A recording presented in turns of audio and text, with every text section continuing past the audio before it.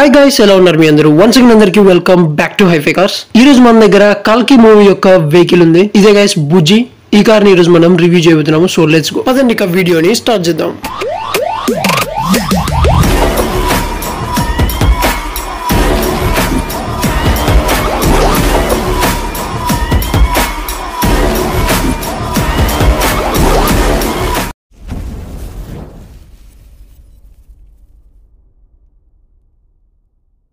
ఈ కార్ ని Mahindra and జెయిమ్ automotives అనే రెండు బ్రాండ్స్ కలిసి తయారు చేశారు గైస్ ఈ మూవీ కోసం.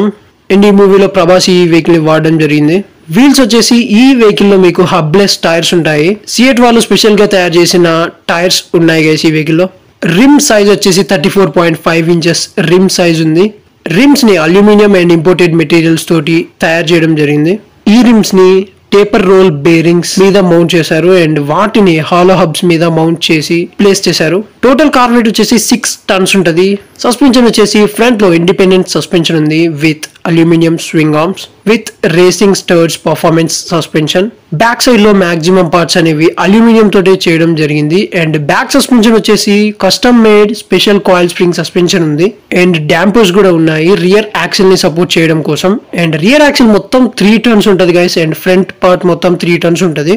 ఒక్కొక్క టైర్ 250 కేజెస్ ఉంటది గైస్ ఈ కార్ లో. ఫ్రంట్ లో custom made specially crafted fibre glass ఉంది. 2 మీటర్స్ ఉంటది గైస్. ఇది కర్వ్డ్ అక్రిలిక్ గ్లాస్ గైస్ ఇది. అండ్ ఇది పైకి ఓపెన్ అవుతుంది.